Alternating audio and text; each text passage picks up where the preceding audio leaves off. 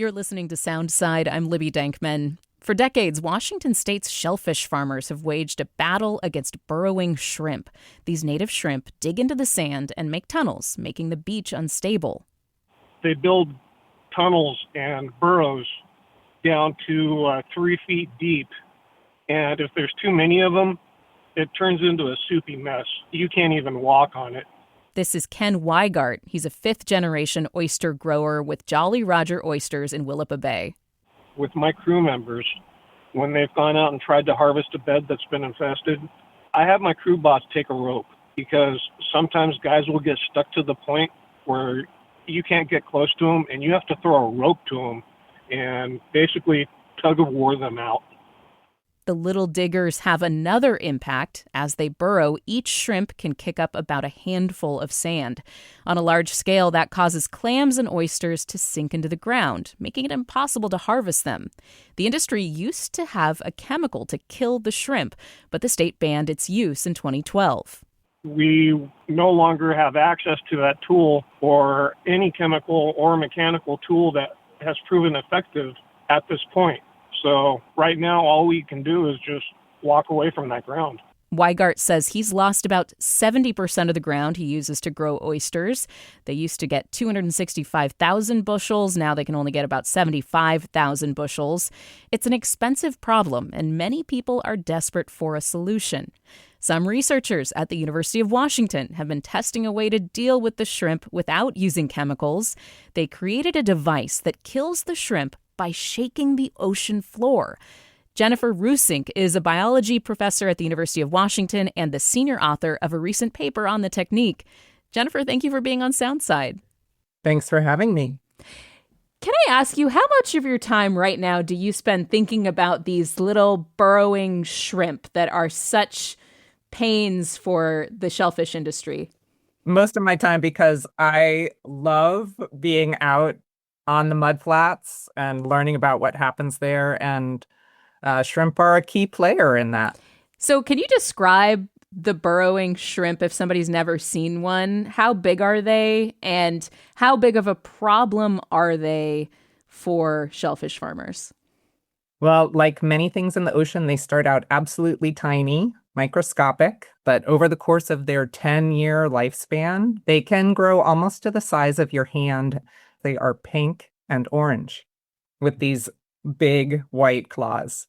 And their size, their density, because they can get up to 600 per square meter distributed through a meter of sediment, and their activity, because they are eating sediment and depositing that at the surface, their activity buries the oysters and clams that people are trying to produce. This may be a stupid question, but does anybody eat burrowing shrimp? It sounds like if they get that big, why don't we harvest those? Well, gray whales eat burrowing shrimp.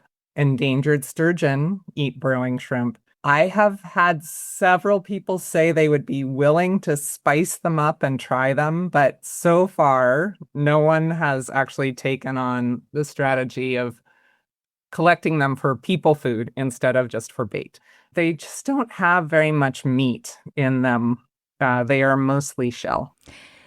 So the Department of Ecology stopped the use of pesticides that were taking care of the burrowing shrimp.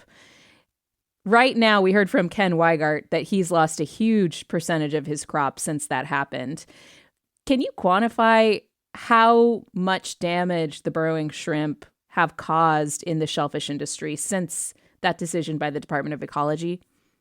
Well, I think the sort of indicator of damage is that the pesticide was applied to several hundred acres of tideland. This is a pretty small fraction of the thousands of acres that are farmed, but that 100 acres per year that has accumulated over the past decade definitely means that some of the best growing areas that farmers have been lost. So I think the quantification is still fairly anecdotal, but the estimates range from 30 to 50 to 75% of some of the best areas. And people are running out of places to switch to where there are no shrimp.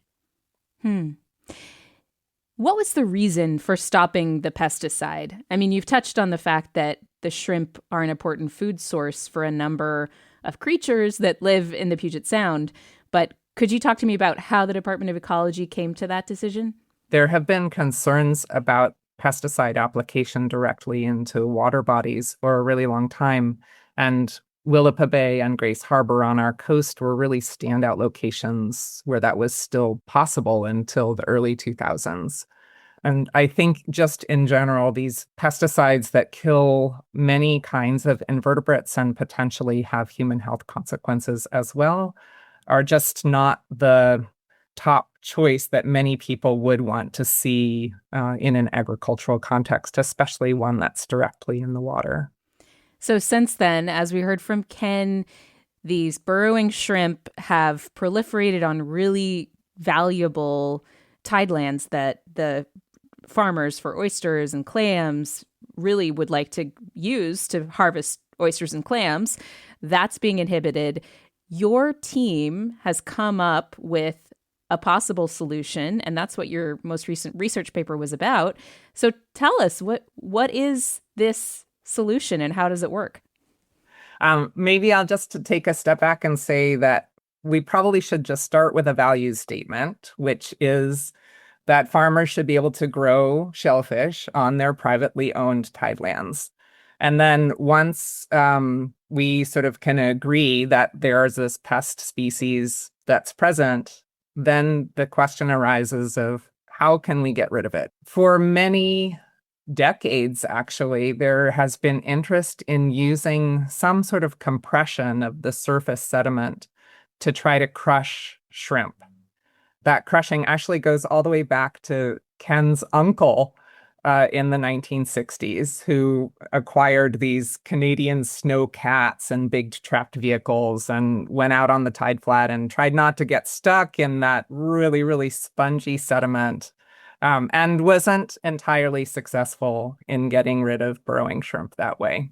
But he was just trying to drive across the sand to compress it. Yes, and kind of ironic, I guess, that 50 years later, I was sitting around a table with some scientists and growers and some agency folks, and this idea surfaced again as something that had really never been scientifically addressed. And this gave us an opportunity to do the largest scale experiment that I've ever been involved with. And then the scientists came in and collected the data on what happened afterwards.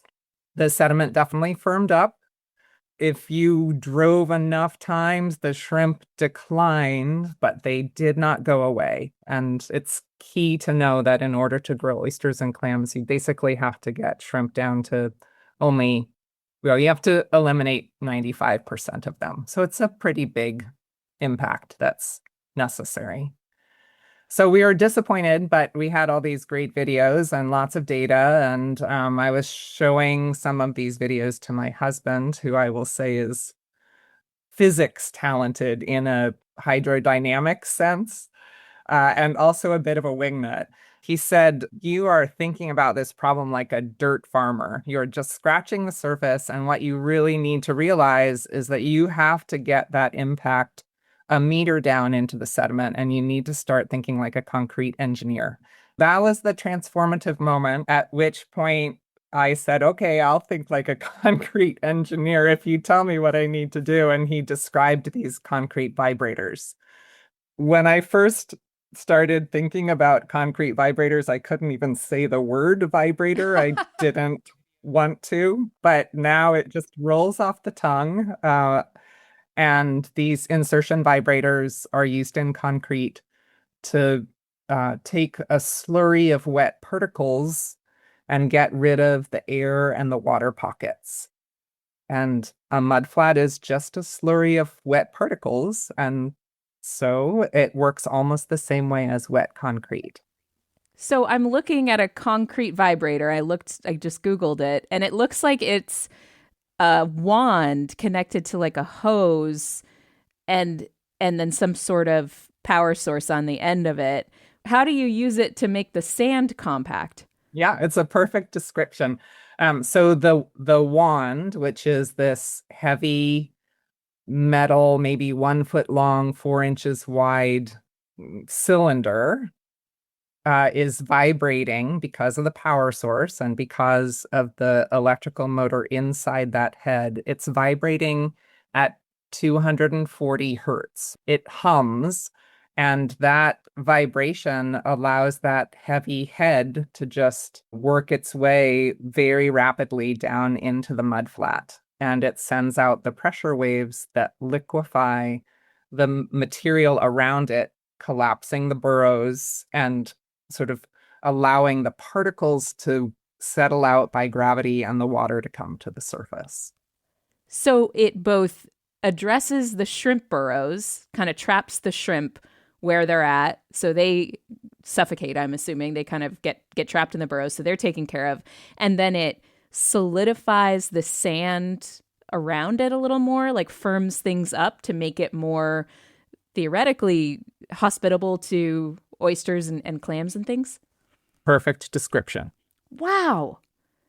That is wild.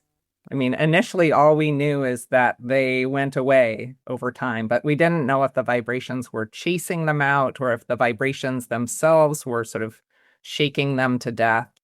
It took us a little bit more sampling. We started coring up dead shrimp because they had asphyxiated. Shout out to your husband. His name is Alan Trimble. Really helped you with the breakthrough there. Have you two worked on things together before, or is this the first time he's kind of swooped in with an assist?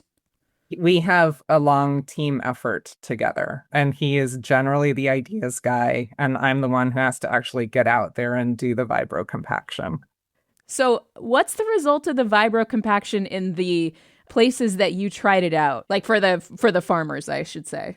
Yeah, okay. So, I mean, we're doing this by hand, right? This wand gets inserted multiple times in order to make a plot that's maybe 10 square meters. So it's pretty tiny relative to the size of their growing areas. It's minuscule. So it's really just a prototype proof of concept. I think maybe the main issue is that we have finally figured out that they live underground, and we typically thought of that as making shrimp inaccessible. It actually now is a key vulnerability because we can trap them there. You know, what happens is the ground sinks, you get a little shallow tide pool in these small plots, and then actually over the course of a couple of months, the sediments accumulate there. I think without the burrowing shrimp eating all the organic matter, you get all these mucopolysaccharides that are sticky and they hold on to the tiny particles, and you actually get a little hill of fine particles that accumulates on these vibrated areas. From a growing perspective, that's sort of the stickum that keeps the oysters in place because it's a little muddy layer right at the surface. So that's what you want to see. Yeah, it's exactly what you want to see. Yes. But obviously the key thing in all of this would be to make this mechanized and a lot bigger.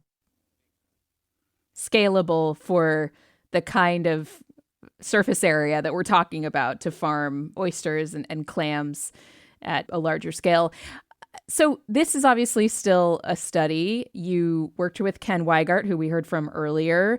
What kind of feedback did you hear from the farmers? Yeah, we actually worked with a number of different farmers. There is excitement because the method does reduce shrimp by 95%, and also concern that it's too small, right? It's a toy right now. That is a comment that has been leveled at it, that it's a toy, not a tool. And the scaling up process, I think, is feasible, but it's also expensive, and it's not something that the growers can afford, just given how close to the margins they are and the uncertainty in what happens as it gets scaled up. That was Jennifer Ruesink, a researcher at the University of Washington. And by the way, Jennifer tells me she is now in the process of writing up grant requests so she can continue this research.